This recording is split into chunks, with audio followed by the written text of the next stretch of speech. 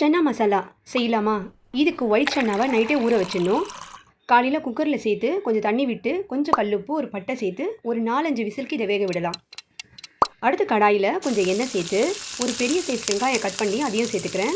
2 தக்காளி அதையும் கட் பண்ணி சேர்த்து நல்லா வதக்கி விடணும்.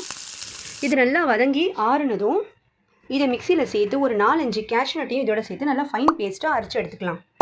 அடுத்து ஒரு கடாயில் 1 ஸ்பூன் ஜீரகம், 1 ஸ்பூன் இஞ்சி பூண்டு பேஸ்ட்டு, 1 ஸ்பூன் மிளகாத்தூள் சேர்த்து நல்லா ஃப்ரை பண்ணுங்கள்.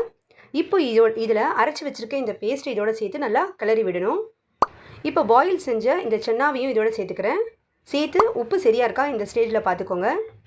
அடுத்து 1 ஸ்பூன் சன்னா மசாலாவை இதோட நான் சேர்த்துக்கிறேன்.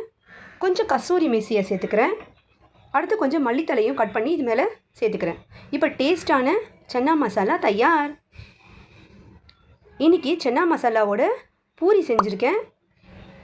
இது ரொம்ப நல்ல டேஸ்ட்டாக இருக்கும். பூரிக்கு, இட்லி, தோசைக்கு கூட நீங்கள் சாப்பிட்லாம். தோசை சன்னா மசாலாவும் நல்லாயிருக்கும், பூரி நல்லாயிருக்கும், சப்பாத்திக்கும் நல்லாயிருக்கும். இது ரொம்ப ஹெல்த்தும் கூட. இந்த ரெசிபி உங்களுக்கு பிடிச்சிருந்தா நம்ம சேனலை சப்ஸ்கிரைப் பண்ணிக்கோங்க.